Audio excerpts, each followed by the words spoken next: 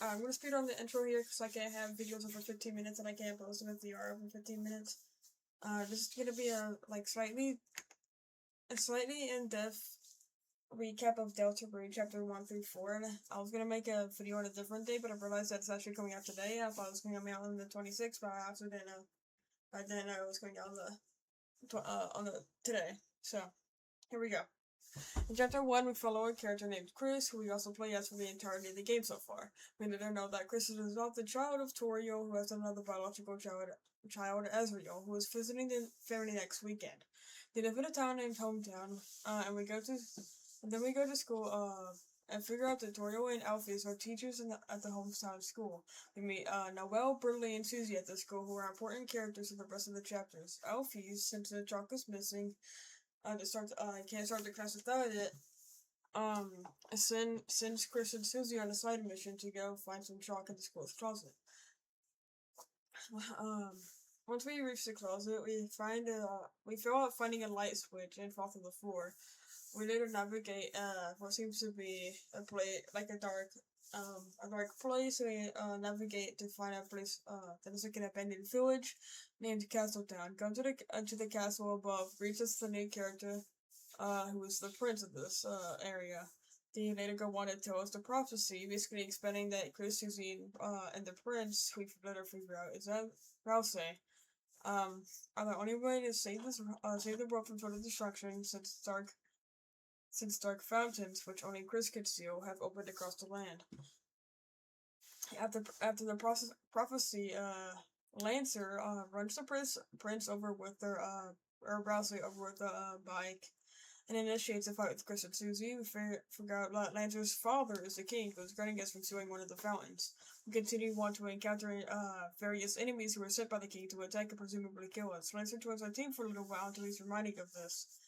And runs away to abandon us. After we approach the guard castle, we get trapped by some of the king's peons and locked away. If we kayak in, we can fight a tiger boss named Jekyll. Defeating them gives us a shadow crystal, which Sham takes for us. Since Susie is in a separate cell, she is able to break out of the prison and run it back into Lancer, who then fights Susie. Not because he wants to, but because he wants to warn Susie and doesn't want us to be hurt. Yeah. We get freed and eventually run into a character named Rose Card, who is the king of the puzzles ever since the king fired everyone else. We then solve the puzzles and come to face with the king. Fighting him, depending on what route you take, either Susie puts the king to sleep, or the king gets overruled. Until the dark fountain using the soul and come back to the overworld. We find ourselves in the supply closet at the school, which tells that everything in the light world is in the dark world, albeit drastically different. We were able to talk to the characters in the overworld. If we mention the dark world in the school, do you think we're crazy and don't believe us? We can do this. We can do numerous things like then talk to Noel's dad, find onions, and or go to Asgard's shop, or even talk to Sans. During the night, Chris seems to be under their own influence and break the soul out of the trash, trying to get a vacation to room. Chapter 2. The next day, Chris wakes up in their bed as if nothing ever happened the night before. We go to the school, and the amount of times I said is crazy. And it's gonna be way more. And sleep through class. We later meet up with Susie and go back into the closet for a second time to go back into the dark world. Rousey greets us and tasks us with going into the supply closet we exited from yesterday and pick up everything on the ground, which we when we do, we go back into the dark world and the town turns more lively, even having characters we spared or fought being in the houses and whereabouts. Unfortunately, Chris and Susie are reminded that they have a school project due and Rousey makes them go back to the light world and do it. Before doing so, Lancer, Rules, and Starwalker become key items in our pockets, and Chris and Susie move to the library where Noel Burley supposedly are. When we see that there's nobody there, we go into the computer lab and find another dark world, this one being more tech-based into the computer lab. We meet up with Noelle, where she gets captured by this chapter's antagonist, Queen. Rousey then sends us, or finds us, um, and the group is back together in Cyberworld. We encounter a lot of strange and unique occurrences, like doing various minigames and fighting Ridley, who has become one of Queen's peons alongside Noel.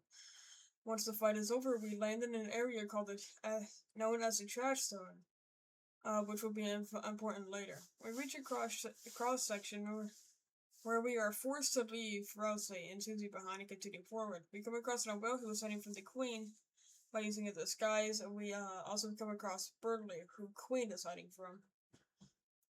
Moving forward, we grab another egg, which we can get another one we can get one in every single chapter so far. We got the second egg and move to the castle, where Queen captures Burnley, Susie, and Chris.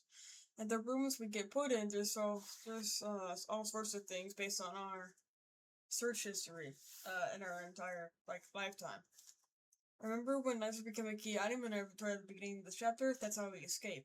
He gets out of our pockets and figures out the console and to help us leave. Lancer later becomes a statue because he's in the wrong road and is on a roof like darkness. Rousey and Noel and Burley are also here at the castle too. The gang regroups, then splits up again, some splitting off to find Noel while the others, Chris and Rousey, move forward, encountering Rule's card once again, who charges to it like a puzzle sort of game. Which, when we beat him, Rules becomes a statue as well. Meanwhile, Susie fights Noel and they have a bonding experience. Susie regroups Chris and Rousey and leaves Noel and Burnley behind. And now our trio is off to fight the Queen. The Queen escapes and then tells us about the night in the dark road. We free Noel and Burnley, and now it's time to fight the Queen once more. This time, fighting her robot with our own, made of a bunch of darkeners. The Queen's robot runs out of the battery and is able to fight. And Rousey goes on to spill about the dark road and the consequences it has on the real world, which leads Queen to forfeit her plans as she didn't know about the consequences. We leave the dark road by shooting the fountain and making it back to hometown. Once the fountain is sealed, we wake back up. Noel and Burley are there in the computer lab and just think it's a dream. We have more encounters with the residents and provide lore and teasers for chapter 3 and 4. We can also encounter a character named Spampton earlier, who is a crazy puppet who uses Chris to gain full power, and in which he succeeds and becomes like his true form, which we also defeat. Before we go home, we can go to the bunker, which is on the bottom of the place, and find Snowdrake and Monster Kid hanging out. Susie scares them away, and Toriel goes home. Toriel calls the police after Chris is outraged and slashes Toriel's tires. Toriel says to the police that they do not know who did it and want to figure out. After everyone is asleep, Chris takes out the soul again and creates a dark run in their living room, where everything in the living room is put into another dark world. Chapter 3. Chapter 3 starts out with us in the dark world we created the previous night. Susie and Chris wake up and meet up with Rousey, who Susie invites to the light world. Once Rousey spills that they can't go to the light world, Susie gets upset and Rousey tells us why. During this, we see Friend again. Before anything happens, we run into Tenna, who is the TV in the living room and will later become the antagonist of this chapter. We later figure out that Tenna has trapped Toriel and plans to keep it that way. He does this because he feels lonely. He feels like this because whenever Chris and Ezra were kids, everyone would watch the TV. And now that they're grown older, they stopped, so he decided to trap Toriel, who was asleep during this. In order to set Toriel free, we have to fight in this game show, which we do. We have to beat some sort of game, and some separate challenges. Depending on what score we can get more lore and more story. We later see Tenna freaking out because he realizes we don't want to participate in these games anymore and tries to do anything to prevent us from leaving. We eventually come face to face with Tenna and he challenges us to a fight to give Toriel back. Once we beat him, we offer him a new home, that either being a house in hometown or the Card Kingdom. Whenever Tenna celebrates, the Roaring Knight cuts off their limbs and tries to capture Toriel. Although we cannot beat the Roaring Knight, we can still make it run away. If we end up beating him, no hit, Chris will then cough to end the fight, which could tell us that they have some sort of connection. Undyne interferes and throws spears at the Roaring Knight. Undyne would tell the Roaring Knight to stop, but then she gets chased by the Roaring Knight and eventually captured and brought to the bunker. Which when Susie hits it, we learn that that it has a passcode, and they try to figure it out. The chapter ends with the bunker opening for Chris and Susie going home. The fourth chapter starts off with Torio making us breakfast and taking Susie and Chris to church since there's no school today. In our living room, we can see that the TV antenna has a bandage on it, hinting at Tinna's getting his limbs chopped off. We can see Rudy and Noel along with Alfie and Torio at church. Susie and Chris ask around to see if anyone has or knows the passcode to the bunker, which no one does. Which makes them think that the mayor has it cited somewhere. If we talk to Noel, we are invited to her house, which we take and then go to work on homework. Chris tries and looks around for a coat since the mayor is Noel's mother. We look in Holiday's room and forgot that their guitar has a hole, or has a note saying a string of numbers, which we see a code 122, then gets cut off by Chris putting the soul in the storage room. We escape and look through the vents of the house, where we see Chris on the phone to someone. We make it back to Holiday's room and play the guitar, which makes Chris throw us in the closet with the guitar.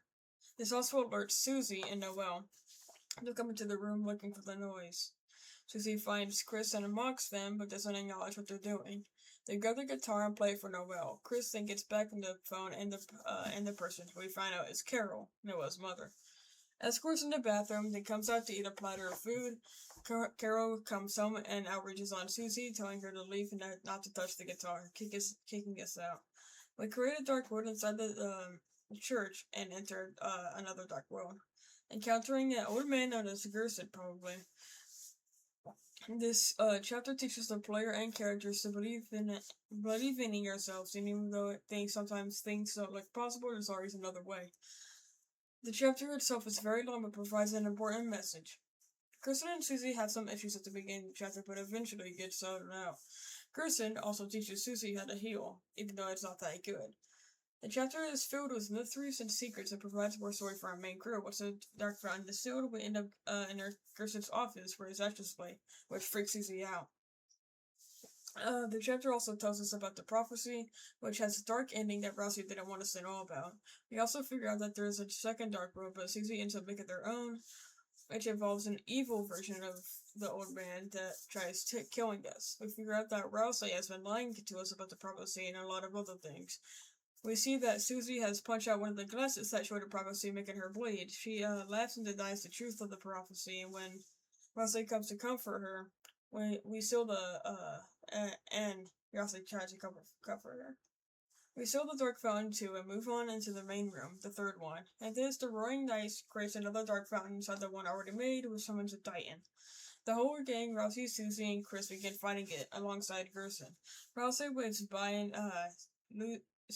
and leaves Susie and Chris to go home, which we find that Sans is dancing with Toriel in our living room. We look outside the window, but not before Carol telling us not to forget our promises. We're going to see Susie sitting outside, reminding us that we are not letting that happen, right? The chapter ends with Chris coming out the window, then we get a message from someone saying that the halfway point has been reached and questions how long until their deltarune. I had to speed. That's the entirety of it mostly, and I had to speed run through that because I had to get it out today, and also it has a time limit before I can not post it. So I hope you guys enjoyed that. It is my first video. I just really wanted to get that out because I knew it was coming out today. Thank you guys so much for watching, and I know I missed some stuff, like fighting ERAM, and, stuff like that, and actually, fighting the Roaring Knight, and, parts of that. But I hope you guys did enjoy that, and if you did, please subscribe, it means the world to me. That's about it.